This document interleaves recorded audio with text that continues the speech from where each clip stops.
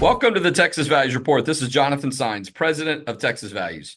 Great to be with you on another glorious week in the state of Texas. Some people are taking the week off. It's spring break, a lot of travel going on. I am not, okay? During the legislative session, there's no time for a spring break. Now, I might get out a few different places with my kids and family, but it's going to have to be somewhere within a short distance of the Texas Capitol. Now, I'm going to be out in Lubbock next week. I'll talk about that in a little bit.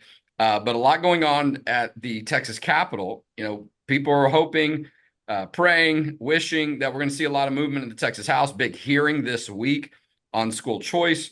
And, you know, Senate continues to hum along. The Lieutenant Governor released the second half of Lieutenant Governor's priority bills. I'll touch on that in just a little bit. But we got a great guest today. And so I want to use our time in the heart of it to let him talk about some work that he's doing. Speaking of the Texas legislature, Brian Harrison is Texas House of Representatives member from District 10, North Texas area, just below the Dallas-Fort Worth area where he was born and raised. His family has a lot of history. He worked in the Trump administration before that and has done a lot of great work and is making a lot of noise in Austin this session, but that's no surprise. Representative Harrison, welcome to the Texas Values Report. Yeah, Jonathan, always great to be with you in Texas Values. Well, look, it's interesting because for many years and sessions, our organization was one of the few that was like, look at this, you know, the LGBT groups are doing this, DEI, whatever. And we didn't always have a lot of elected officials that would message a lot publicly, Yeah. right? And so when I first started seeing you get active, I was like, man, I can't even keep up with this guy. And then I'm like, this is great. Like I can focus on other areas of my work because you're the first guy through the wall. But look, there's what you're doing is important. And so I want to talk about the work that you've been doing, focusing on what's going on in our universities, but also let you talk about the Texas First Liberty agenda. Here's what I've seen so far. University of North Texas, UTSA, maybe Texas A&M, University of Texas. Yeah. Are there any universities that I didn't see that you're shining the light on the LGBT University and DEI of Houston stuff? definitely has Austin Community Colleges, Texas Yeah. Tech University. They're promoting scholarship. I'm not even sure I can post it on. I'm not even sure I can post it on your show. Crazy. Here. It's so outrageous. Yeah, I mean, pretty much every public university in the state of Texas. Yeah, they need to be on notice. So tell us, give us some details of what that looks like, because I know it might not always be the same, but tell us a few different things that are key to your approach in shining the light on this important issue. Yeah, I honestly, I didn't feel like I had a choice. I was so shocked when I learned that it was true, and especially, got to kind of realize the situation we're in right now. President Trump, thank God, was reelected to his second term, and he's, fulfilling his promise to put an end to this woke Marxist ideology that is being funded by tax dollars at the federal level. And quite frankly, President Trump has done more in 1 month to fight DEI in the state of Texas than the Texas legislature has in the 3 or 4 years that I've been here. So on one hand, like I'm thrilled to see him making progress. On the other hand, it's actually very embarrassing for the Texas government because we're seeing what real leadership looks like. And I have been shocked to learn, especially as I've been on the Appropriations Committee this session, how much this DEI and this liberal gender ideological cancer has metastasized to just about every organ and every agency, every public university in the state of Texas. And it's really unfortunate because it's not just that there's look, there's always going to be ideologies out there that people don't agree with and don't support. But what's really pernicious about what I'm fighting is that this is the weaponization of hardworking Texans' tax dollars against them, against their values, and against their children. Texans, my constituents, they're being forced to fund this ideology that is damaging and destructive to the next generation, both in the form of DEI and in radical gender ideology. Almost every one of, if not every one of the universities you just mentioned, has as we speak, a formal, not just course, an entire undergraduate program in LGBTQ studies. The state of Texas, and I say this every morning on my Twitter feed, which drives people nuts. I guess it's X now. Every morning, I give an example of either taxpayer-funded DEI or gender ideology. And so we've got a situation now where the state of Texas is promoting, supporting, and funding transgender ideology. The state of Texas is funding DEI, and I had one state agency, the Texas Department of Transportation. I was horrified to learn the Texas Department of Transportation, which builds our roads and bridges, okay, they have a civil rights office, and not a small one. It's 50, ridiculous. 50 people in the Civil Rights Division of the Texas Department of Transportation. And I asked them in their testimony, what are they doing? And they tried to make it sound like, oh, there's really nothing going on here. Well, I held up their budget request and their own budget request for us to fund them. The only thing the budget request said they were doing was promoting DEI. So the Texas government, despite what you might hear, we have not banned DEI. Not only have we not banned DEI, the Texas government is supporting and funding DEI, and they're doing it with hard-working Texans' tax dollars, and I am committed to doing everything I can to ending that. Well, look, I think it's incredibly important. We're talking with State Representative Brian Harrison. He's in his second term from House District 10 up in the North Texas area. What are some of the big cities? Is that Italy? Is that part of it? Yeah, hey, I'm impressed. You say it Italy. Don't say it Italy. You might get hurt, okay, when you're in there. Hey, yeah, I've been Generation Texan. I've been around, Hey, no, you did it exactly right. Exactly right. Yeah, the biggest cities I have are Waxahachie, Midlothian, and then Ennis would probably be number three, and then I have just a lot of very small rural towns. Well, look, I'm writing a check to one of those universities here in the next couple of weeks. So not only taxpayers, but there's a lot of parents and students that are footing some of that bill and probably don't know it either. And well, let's talk about Texas A&M for a minute, okay? And I'm a Longhorn. I'm not trying to pick on Texas A&M because my school's got its issues too. But I think that maybe it's gotten a little bit more attention or maybe noticeable because look, I'm around a lot of Aggies. I'm friends with a lot of Aggies. I got kids from my church, friends that send their kids there. And, it surprises a lot of people. So it's almost like it's, hurt a little bit more, but that's a major university. That's university. It is. And it's honestly, it's one of the reasons I might spend a little bit of more time on Texas A&M because I'm a proud Aggie. I'm a proud member of the Fighting Texas Aggie class of 2004. I love Texas A&M. I love what it stands for. I love its history. I love its traditions. And I want to restore A&M to its pre-woke glory because here's the brass tacks reality. Texas A&M has taken a hard turn to the left. We have literal leftist Democrats who are running Texas A&M right now. And they are spending tax money not on agriculture, mechanical, engineering, science, technology, all the core functions of A&M, what made A&M great. No, they're standing up diversity programs where I'm not making this up. They have an entire 3-hour course where they are training the next generation of government DEI activists. They had an LGBTQ undergraduate minor until I raised enough hell about that where they ended it. But then I realized that was just a head fake. They confirmed to me in writing they're going to keep every single one of their transgender promoting courses at Texas A&M. And you know what, Jonathan? I've had it. Listen, I got an idea no more money. No more money to any state institution that's promoting DEI or LGBTQ indoctrination. We can take that money, those billions, throw them back into property tax. Let's use that money to help eliminate property tax in Texas. It's what I call the Texas two-step. The billion, the billions from DEI, eliminate property taxes with it. I have an idea for you. We're talking with State Representative Brian Harrison. He's in his second term from District 10, North Texas area, and we're talking about just the wave, the flood. I mean, you said the word metastasize. The word that comes to me, which I guess is kind of a big word too, it's embedded itself. The LGBT issues, DEI, it's embedded itself in so many areas of state government. You're focusing a lot on universities. Now, a lot of people don't realize this, but one thing that you hope to learn, or I learned in law school, it's good to be creative. Right now, I'm not an artist. By the way, I don't hope to learn. I have no interest in going to law school. I'm too, I'm sorry you had to go through that. If you try to have me paint something with a brush, good luck. But when it comes to trying to find creative ways to solve problems, I did learn a little bit about that. So I got an idea for you, okay?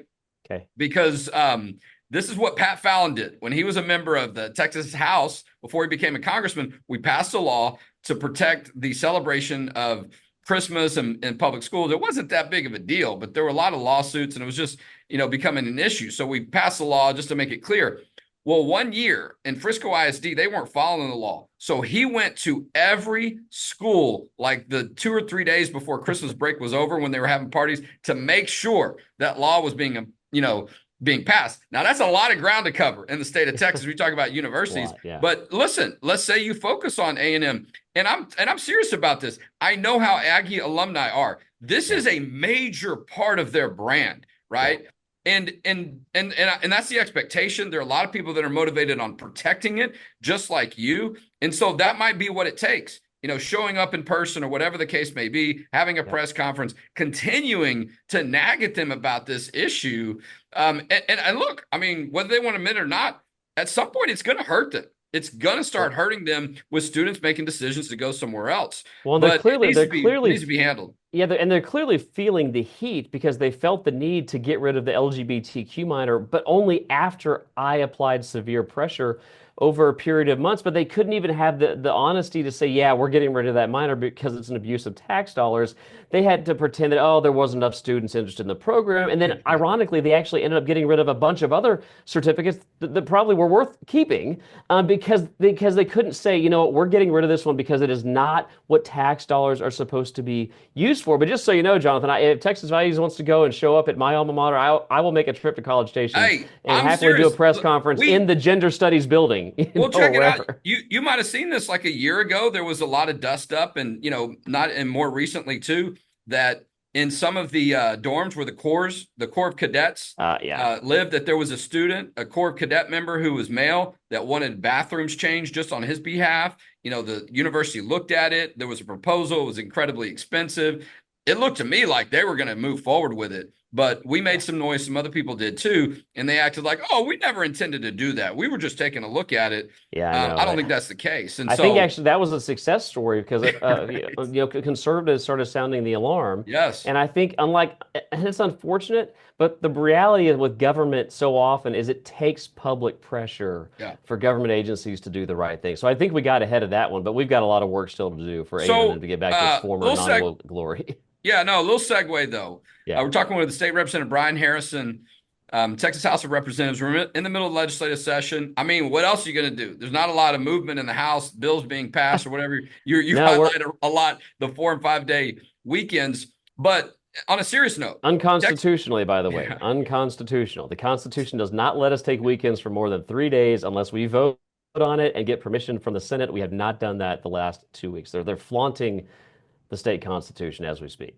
Well, Texas A&M has announced they have a finalist, which you have to expect is going to be the one that's selected. Glenn Hager, currently the comptroller, former member of the Texas Senate. I can't remember if he served in the Texas House. I believe he did. So he's got some history with the legislature. He's been in that comptroller role for over 10 years. He also is a proud, fighting Texas A&M Aggie. He's an alumni, his undergrad.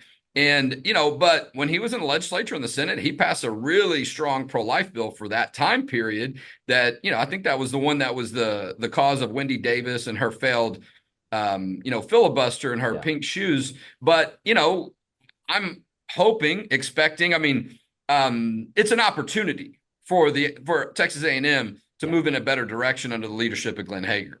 Yeah, I hope so. I have for months. I think I'm the first member of the legislature that called for the current leadership of Texas A&M to be fired.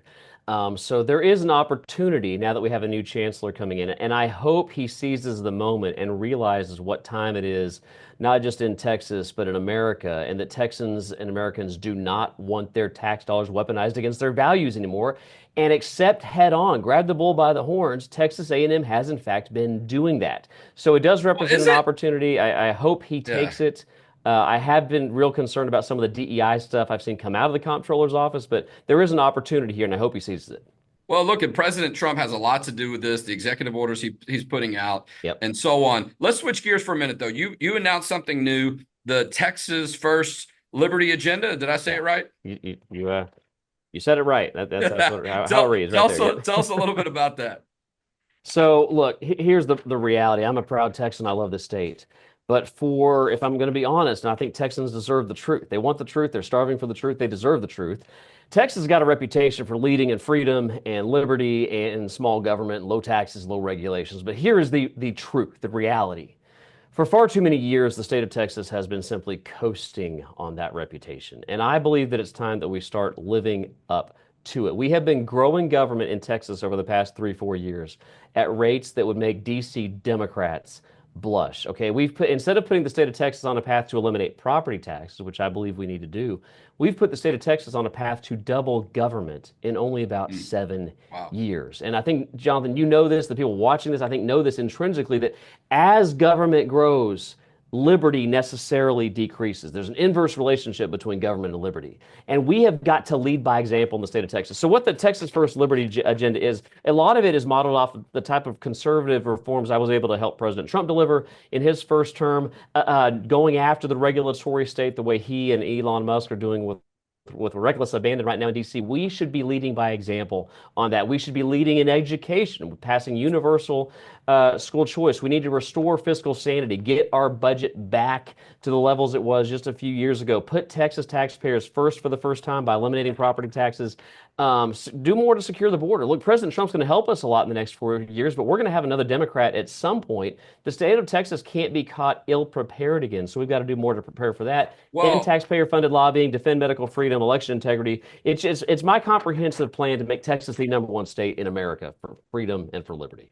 Look, another issue, though, that this along these lines, if I may say, is the issue of the lottery, expansion of gambling, that a lot of people had concerns because they talk about, this, helping our economy and all those kind of different things. And it might be a liberty issue, if you will, like people can decide what they want to do. But when the government's involved in it, it doesn't always go that way. And so that's something that, we've been watching very closely. What's the feedback you've gotten so far since you've announced the Texas First Liberty agenda? Well, let me hit on one thing on gambling, because I think there's a real that's an issue that divides a lot of people. It divides Democrats, Republicans, even divides Republicans from Republicans and all that, where your view is on liberty versus, the support of our gambling prohibitions. But what I think should unite everybody, regardless of whether you support gambling expansion or oppose gambling expansion, we should all agree that the government should not be the biggest bookie in the state of Texas. And that's what the Texas lottery is. It's outrageous that we have this. And here's one silver lining to the Texas House doing absolutely nothing this session. If we do absolutely nothing for the whole rest of session, the Texas lottery expires this year. So literally, if we do nothing, the Texas lottery will go away, poof, automatically, it's gone. So I'm just saying, guys, let's just not vote to bring this thing back. Let it put this thing out of its misery. It's time to abolish the Texas lottery. Well, they're feeling the heat. There's no doubt. And it's been growing for a while. Oh, it's a scandal-plagued organization. We probably got organized crime elements. And this thing is a train wreck. Get rid of it. I saw a social media post, too. I think an interview that Speaker Burrows did. I haven't watched it yet, but the post said, Speaker Burrows, throws water on, ideas of expanding gambling and casinos and things of that nature. There's a vote on this in Irving next week. As a matter of fact, I'm going to be probably at the city council meeting on Wednesday. Everybody watch for updates on that issue.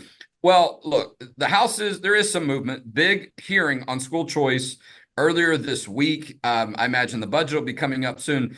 How do you feel about the school choice issue? I mean, there's 77 Republicans at least on board. I know some people on our side, if you will, are they've got some of their opinions and they're not all excited about this, but I'm seeing a lot of unity there. I mean, what confidence do you have in a good product for school choice getting done in the House? Well, yeah, I mean, so look, nobody in the Texas legislature supports school choice more than I do. It was the signature issue from on my campaign when I ran for office. I believe that it's a civil rights issue of our time. I think every child deserves a quality education, and I want universal school choice. And I appreciate that the governor has been saying that's his goal for a couple of years now. I am one of the people, I have not yet taken a position on HB3. I am one of the Republicans that has not signed on to it because I think that the state of Texas, look, if we pass school choice this session, and we need to, we're not exactly blazing any new trails here. I wish that Texas had led on parental empowerment and education freedom, but we're in a situation now where we've had states, over 34 states, I believe, across the country, have already empowered their parents with some kind of school choice. We are way late to the game. So my opinion on this is the state of Texas should make up for being late to school choice by being bold. And what I mean by that is if we're going to say we're going to pass a universal school choice bill, which I support, it needs to be universal. And the harsh reality is that the current bills being proposed in the House, they're only going to give school choice to about 1% of Texas students. It was also written in such a way as to not only allow illegal aliens, but because it's such a restrictive program, 99% of parents won't be able to participate. It will almost certainly prioritize illegal aliens over American citizens. So what I'm doing right now, I'm working to make that bill better than it currently is because at the end of the day, I'm doing everything I can. I want the biggest, boldest, most robust, most parent empowering school choice bill in the nation to come out of the state of Texas. Well, so that's what I'm trying to get. Yeah, this is what I've told people too. We're talking with State Representative Brian Harrison, District 10 from the North Texas area, is if you have concerns, stay involved in the conversation. Talk to your elected officials. Who knows? Maybe Yep. you've got some idea that can make the And bill better. especially, I think we can. And if public officials hear from you that you don't want that you want it to apply to every child, because the people that are selling this, they're saying it's a universal product. I support that, but tell your elected officials they want it to that you want it to really be universal. And what that means is every parent who wants an ESA should get one. And tell them number two, you don't think that illegal aliens should be prioritized in the bill. I actually think we could win on those two things if people speak up. Well, look, I mean, this could be talked about a lot. I mean, we're really Yeah. at the beginning in the House, if you will. So, I mean, this is going to take up a lot more time during the session. Maybe it Yeah. doesn't. We'll see. Yeah. But I think the numbers are there. Now it's going to get down to the details as we finish up. All right, we're going to run out of time here, and I want to hit a couple of bullet points Yeah. before I wrap up because some big work that's going on. I talked about I'm going to be out in Lubbock next week, a big court hearing on an issue where the NCAA, speaking of DEI and some of these gender ideology issues, they've got the heat from the Attorney General's office and some athletes.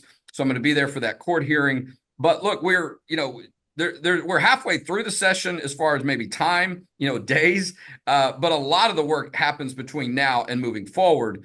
We're there every day during the legislative session. The only faith and family organization that can say that. But I know you're shedding light on so many important issues, mostly during the legislative session, but some outside of that. And some of those things do need to be cleaned up. So we'll look forward to you putting some more good information out there. We'll continue to share it. And yeah, let's put that press conference together over in College Station. I'm sure they'd love to see me there. They I would won't love wear nothing my more than to Longhorn see me tie. there right now, It'll too. be okay. Look, well, listen, I love appreciate A&M. I want A&M to be the #1 university in the whole world. I support right. A&M. Hey, listen, I mean, there's no doubt that that's a goal, and I Yeah. think that this could tarnish that. Well, listen, great conversation today. Appreciate all the hard work you're doing Yeah. and bringing things to light that, a lot of people would rather not talk about, but is necessary. And we thank Representative Brian Harrison, for being our guest today on the Texas Values Report. Thanks, Representative Harrison. Great to be with you all. God bless Texas. Okay, I got like 1 or 2 minutes left. Okay. Oh. But I do want to hit a couple of things. I mentioned I'm going to be out in Lubbock next week, big court hearing. There was a school choice hearing on Tuesday. I'm at a pastor's conference right now. I'm getting ready to speak in about half an hour. The governor was here earlier. Attorney General Ken Paxton was taking the stage as I was stepping away to come do this interview and record this segment. Look, a lot of talk about school choice, but a lot of talk about the concerns of what's going on in public education, right? And not only that, I had a chance to visit with Governor Abbott and told him thank you for putting up his social media post supporting the women's privacy bill. That's Senate Bill 240 and House Bill 239. Valerie Swanson in the House, Mays Middleton in the Senate, because he put out social media posts supporting it, saying it was common sense. I told him, really thanked him, and I felt like, that helped us pick up a little bit of momentum. And I told him, one of the members of our staff, Megan Benton, the youngest member of our team, she testified in the Senate, all right, and I believe the State Affairs Committee, on a bill that related to not putting your wrong sex on a birth certificate or something of that nature. And there was a man that testified against it. He says his name is Amanda. I guess he wants people to believe that he's a woman. Megan's in the bathroom. He goes into the bathroom. Or I'm sorry, he was in the restroom. She goes in there. She saw a bag that looked like his because she saw him when he testified. And so, but she wasn't certain. So she brought another young lady with her to go in the bathroom. Sure enough, there he was, in front of the mirror, washing his hands or whatever, and startled her, right? And that's the impact it's having on a lot of women. They're nervous about going into the bathroom now. They don't think anybody's looking out for them. And we do thank Governor Abbott for his social media posts and Lieutenant Governor saying we're not going to let that happen. But the reality is it is still happening. And that's not a poke at them. My point is, unless we have a statewide law that makes it clear, we're going to see these things continue to happen. And a lot of these people are doing it, spitefully. They're trying to throw it in our face. They're really trying to stir the pot on this issue. But the culture has moved on this issue. The numbers, the polling, everyone's had it. I mean, they realize that it's going to happen in their community if it hasn't yet. And it's not an issue that's, people realize it's a priority. So we're going to be putting a lot of focus on that issue. Hopefully we're going to be getting a hearing soon. So stay tuned for that. Make sure you're signed up for our emails and you'll know first what's going on the issues of faith, family, and freedom. Listen, if you see value in our work, please consider a tax-deductible donation at txvalues.org. We are a 501c3 nonprofit organization, so your donations go a long way. We got about a $2 million budget. We just hired a new person. I can't tell you the details yet. Next week, I will release that and we'll reveal that. It's going to be absolutely incredible. But thank you for watching our show today and all the support. And thank you for together helping us protect faith, family, and freedom in Texas. And we'll talk to you next week on the Texas Values Report.